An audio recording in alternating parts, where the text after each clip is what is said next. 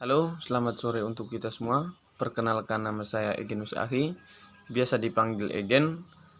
Saya mahasiswa dari kampus STPM Santa Ursula. Saya berada di semester 3 program studi ilmu pemerintahan. Di sini saya akan menjawab beberapa pertanyaan yang berkaitan dengan ujian akhir semester mata kuliah teori pembangunan. Jadi baik, nomor 1, jelaskan secara singkat intisari dari 7 paradigma teori pembangunan.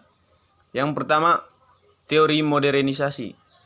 Dari masyarakat tradisional atau terbelakang menuju masyarakat modern. Teori modernisasi fokus pada cara masyarakat pramodern menjadi masyarakat modern melalui proses pertumbuhan ekonomi dan perubahan struktur sosial, politik, dan budaya. Yang berikut, teori ketergantungan atau dikenal dengan teori dependensi adalah salah satu teori yang melihat permasalahan pembangunan dari sudut negara dunia ketiga. Teori dependensi lebih menitik beratkan pada persoalan keterbelakangan dan pembangunan negara pinggiran. Yang berikut, teori pasca ketergantungan merupakan reaksi terhadap teori ketergantungan, tetapi belum memiliki nama sendiri sebagai satu kelompok. Teori ini biasa disebut sebagai teori tentang pembangunan, yang dimana muncul setelah adanya teori ketergantungan. Yang berikut, teori pembangunan berkelanjutan adalah proses pembangunan lahan, kota, bisnis, dan masyarakat yang berprinsip memenuhi kebutuhan sekarang tanpa mengorbankan pemenuhan kebutuhan generasi masa depan. Nomor 2, berikan pendapat Anda berkaitan pembangunan pemerintahan di tahap new normal di beberapa bidang berikut. Yang pertama, pembangunan di bidang ekonomi. Di masa era new normal, kebijakan pemulihan ekonomi pada era new normal, pemerintah terus berupaya menjaga kesehatan masyarakat sekaligus memulihkan ekonomi nasional selama masa pandemi ini. Anggaran pemulihan ekonomi sebesar 607,65 triliun dimaksud untuk menjaga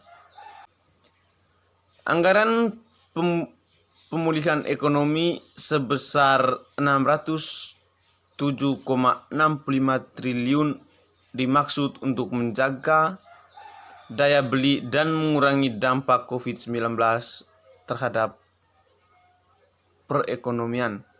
Yang berikut, di bidang pendidikan, tepatnya di era new normal, dunia pendidikan akan segera memasuki tahun ajaran baru. Namun, di tengah masa pandemik yang belum juga berlalu, tuntutan kurikulum ada keselamatan peserta didik, guru, dan pelaku pendidikan yang harus tetap diutamakan. Untuk itu, semua pihak perlu duduk berdampingan meski tidak dalam satu ruangan, guna merumuskan solusi pendidikan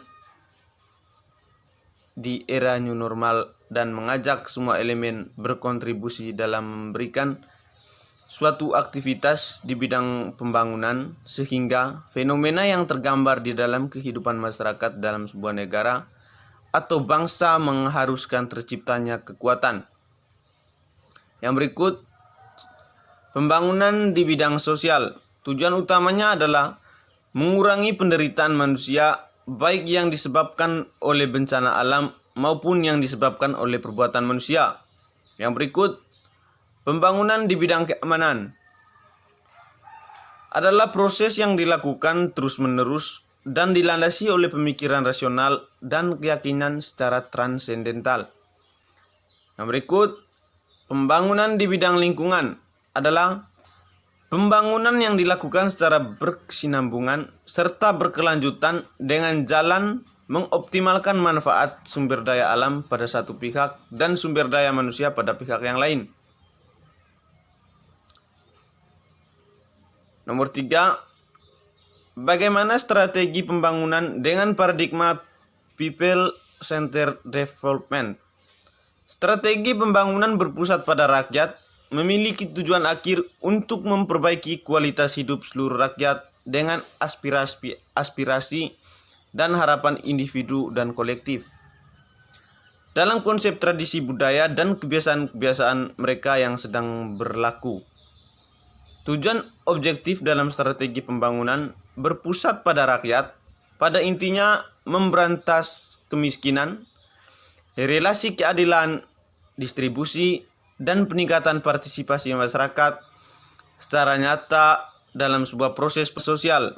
Tujuan utamanya adalah mengurangi penderitaan manusia baik yang disebabkan oleh bencana alam maupun yang disebabkan oleh perbuatan manusia. Yang berikut, pembangunan di bidang keamanan adalah proses yang dilakukan terus-menerus dan dilandasi oleh pemikiran rasional dan keyakinan secara transendental. Yang berikut, pembangunan di bidang lingkungan adalah pembangunan yang dilakukan secara berkesinambungan serta berkelanjutan dengan jalan mengoptimalkan manfaat sumber daya alam pada satu pihak dan sumber daya manusia pada pihak yang lain. Nomor 3, bagaimana strategi pembangunan dengan paradigma people centered development? Strategi pembangunan berpusat pada rakyat memiliki tujuan akhir untuk memperbaiki kualitas hidup seluruh rakyat dengan aspirasi dan harapan individu dan kolektif. Dalam konsep tradisi budaya dan kebiasaan-kebiasaan mereka yang sedang berlaku. Tujuan objektif dalam strategi pembangunan berpusat pada rakyat, pada intinya memberantas kemiskinan, relasi keadilan, distribusi, dan peningkatan partisipasi masyarakat secara nyata dalam sebuah proses pembangunan yang diselenggarakan oleh pemerintah. Berkaitan dengan masalah yang dialami oleh masyarakat Wirajaya adalah di desa tersebut tidak memiliki akses ke fasilitas kesehatan dan air bersih. Kurangnya pengetahuan masyarakat tentang WC sehingga menyebabkan banyak anak-anak terserang sakit perut. Jika kita lihat dari permasalahan yang dialami oleh masyarakat desa Wirajaya adalah kurangnya perhatian dari pemerintah untuk mengatasi masalah tersebut. Dalam hal ini kita melihat pada paradigma pembangunan yang berpusat pada rakyat. Artinya, pemerintah melaksanakan sebuah pembangunan yang berpartisipatif atau melibatkan seluruh masyarakat desa Wirajaya dalam pembangunan tersebut dan memberikan pelatihan kepada masyarakat seperti yang diceritakan dalam masalah di desa Wirajaya, di mana dalam mengatasi masalah tidak memiliki akses ke fasilitas kesehatan pemerintah. Pemerintah harus membangun jalan untuk menuju ke pusat pelayanan kesehatan tersebut dengan melibatkan seluruh masyarakat desa dalam melaksanakan pembangunan tersebut. Dengan membangun saluran air minum bersih, dengan memanfaatkan potensi yang ada di desa seperti bambu yang bisa digunakan untuk tempat pengaliran air pengganti pipa. Selain itu juga pemerintah memberikan sosialisasi kepada masyarakat tentang dampak jika masyarakat tidak memiliki WC dan juga memberikan pelatihan cara membangun WC dengan memanfaatkan potensi yang ada. Seperti pohon kelapa dan bambu. Sedangkan dalam mengatasi masalah perekonomian di desa Wirajaya, pemerintah memberikan pelatihan, contohnya cara membuat kerupuk dengan menggunakan ubi kayu sebagai bahan dasar, karena desa Wirajaya memiliki potensi yaitu ubi kayu.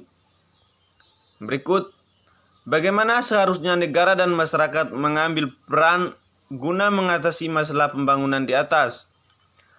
Peran negara dan masyarakat dalam mengatasi masalah pembangunan di desa Wirajaya adalah pada dasarnya dalam melaksanakan pembangunan pemerintah dan masyarakat menjadi unsur yang sangat penting agar berjalannya sebuah pembangunan di suatu desa. Dalam kaitan dengan pembangunan di Desa Wirajaya, peran pemerintah adalah memuat sebuah kebijakan pembangunan yang bermuara pada kebutuhan masyarakat Desa Wirajaya. Sedangkan peran dari masyarakat adalah mengikut sertakan proses pembangunan mulai dari tahap perencanaan sampai dengan tahap evaluasi. Pembangunan yang ditetapkan di Desa Wirajaya perlu diperhatikan juga dalam proses pembangunan tersebut. Pemerintah harus memanfaatkan potensi-potensi yang ada di desa, baik itu potensi sumber daya alam maupun sumber daya manusia. Sekian dan terima kasih.